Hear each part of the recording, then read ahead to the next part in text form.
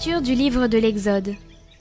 Lorsque Moïse descendit de la montagne du Sinaï, ayant en main les 2 tables du témoignage, il ne savait pas que son visage rayonnait de lumière depuis qu'il avait parlé avec le Seigneur. Aaron et tous les fils d'Israël virent arriver Moïse. Son visage rayonnait. Comme ils n'osaient pas s'approcher, Moïse les appela. Aaron et tous les chefs de la communauté vinrent alors vers lui, et il leur adressa la parole. Ensuite, tous les fils d'Israël s'approchèrent, et il leur transmit tous les ordres que le Seigneur lui avait donnés sur la montagne du Sinaï. Quand il eut fini de leur parler, il mit un voile sur son visage. Et lorsqu'il se présentait devant le Seigneur pour parler avec lui, il enlevait son voile, jusqu'à ce qu'il soit sorti.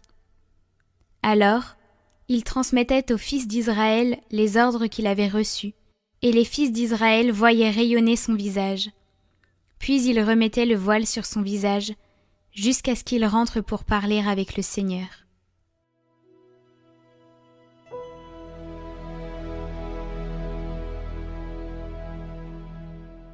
Tu es saint, Seigneur notre Dieu. Exaltez le Seigneur notre Dieu. Prosternez-vous au pied de son trône, car il est saint. Moïse et le prêtre Aaron, Samuel, le suppliant, tous, ils suppliaient le Seigneur, et lui leur répondait. Dans la colonne de nuée, il parlait avec eux. Ils ont gardé ses volontés, les lois qu'il leur donna. Exaltez le Seigneur notre Dieu. Prosternez-vous devant sa sainte montagne, car il est saint, le Seigneur notre Dieu.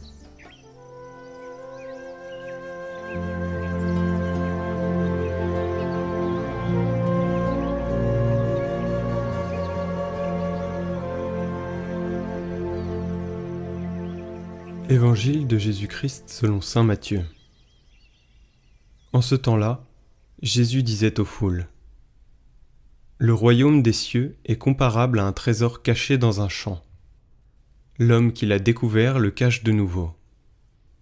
Dans sa joie, il va vendre tout ce qu'il possède et il achète ce champ.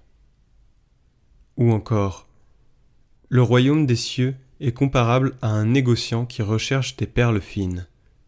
Ayant trouvé une perle de grande valeur, il va vendre tout ce qu'il possède et il achète la perle.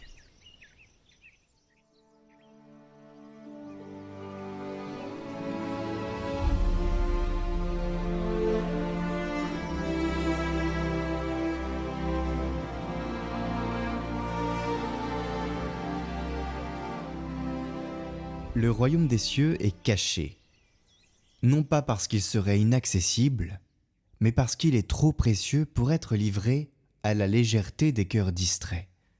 Jésus, dans l'évangile de ce jour, compare ce royaume à un trésor enfoui, à une perle rare. Il faut chercher, vendre, renoncer pour l'obtenir. Et cela dans la joie. Il ne s'agit pas de courir après une gloire visible, un royaume terrestre ou une récompense spectaculaire.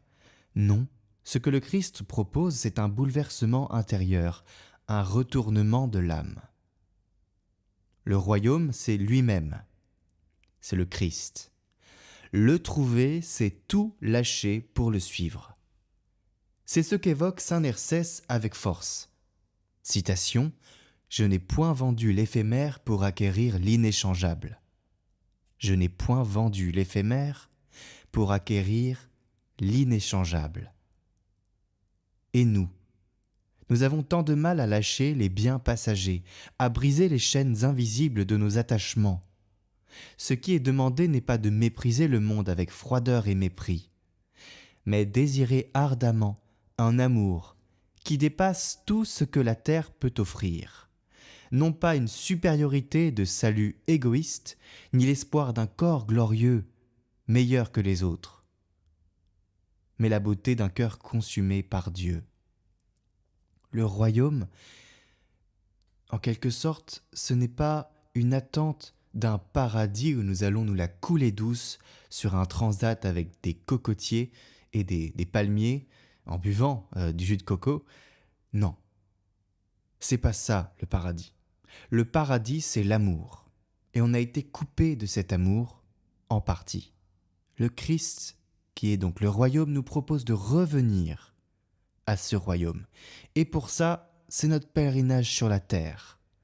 Et il nous demande d'avoir un cœur consumé par Dieu, c'est-à-dire par l'amour. C'est là que la figure de Moïse, dans la première lecture, entre en scène. Lorsqu'il redescend du Sinaï, son visage rayonne. Il est habité. Il a vu Dieu. Il a parlé avec lui. Et cela a transformé jusque dans son apparence. Et ce n'est pas une image. C'est réel. Aussi vous-même, quand vous avez vu une personne qui a le feu en elle, elle vous communique sa joie, sa puissance, la puissance de sa conviction, et cela vous galvanise. Eh bien là, c'est pareil. Moïse, en se voilant, ne cache pas sa lumière, mais il protège un mystère. Il ne s'agit pas d'éblouir, mais d'être fidèle. Il ne faut pas percuter les autres, en quelque sorte, mais être fidèle et respectueux des autres, dans leur foi, là où ils sont, dans le chemin où ils sont. La gloire de Dieu ne se donne pas en spectacle. Elle se reçoit dans l'intimité, et cette lumière, nous y sommes appelés nous aussi. Saint Paul dira « Tous, le visage découvert, nous reflétons la gloire du Seigneur ». Cela veut dire que le chrétien, lorsqu'il vit vraiment de l'Évangile, devient lui-même un signe du royaume. Son visage change, pas forcément dans ses traits physiques, mais dans la lumière de ses regards, dans la paix de sa présence, dans la puissance douce de ses actes. C'est les béatitudes. Voilà ce que signifie espérer le royaume. Ici-bas. C'est laisser Dieu nous façonner de l'intérieur, devenir une flamme, un miroir du ciel dans l'ordinaire des jours. Espérer le royaume de Dieu ne signifie donc pas mépriser la vie actuelle et tous les petits trésors qu'elle peut nous offrir. Fuir les choses belles ou bonnes, non, mais discerner leur vraie place dans notre vie. Tout ce qui n'est pas Dieu est vanité, si on en fait un absolu. Mais tout peut devenir passage vers lui. La beauté, la joie, l'amitié, le désir même peuvent être porteurs d'éternité s'ils sont unis à l'amour véritable. Et j'entends parfois des personnes qui disent « L'Église est si riche ». Pourquoi l'Église a besoin de toute cette beauté à l'intérieur de ces églises? Bon, déjà pour rendre gloire à Dieu, mais parce que la beauté sauve les âmes. Et ça nous rappelle que nous sommes amenés à quelque chose qui nous transcende. Après tout, pourquoi ne pourrions-nous pas offrir à Dieu, dans son temple, les plus belles choses, le plus beau savoir-faire humain? N'est-ce pas le seul trésor que nous pourrons offrir? Ah ben non, c'est pas le seul. Notre amour est le trésor le plus important. Mais en signe de cela, humainement parlant, une belle église, ça élève l'âme.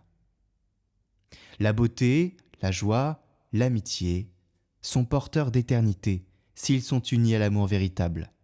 Le royaume, comme il est dit dans l'Évangile, ce royaume-là, c'est la plénitude de ce que nos cœurs cherchent confusément ici-bas, sans encore pouvoir le saisir. Et parfois on est aveuglé, on ne voit pas. Voilà pourquoi nous soupirons comme Saint Nersès, et nous disons « Ouvre ma chambre nuptiale, moi qui soupire ». Cette prière est la nôtre, c'est celle de l'Église, l'épouse. C'est celle de tout croyant qui, comme Moïse, descend de la prière avec un feu dans le cœur. Voilé peut-être, mais réel. Le royaume n'est pas à construire par orgueil, il est à désirer comme la seule chose nécessaire, et à refléter dès aujourd'hui par une vie illuminée dans la lumière même de Dieu. Alors aujourd'hui, laissez-vous dilater le cœur, ouvrez votre chambre nuptiale, laissez le Christ entrer en vous, et sa lumière ira rayonner de votre visage sur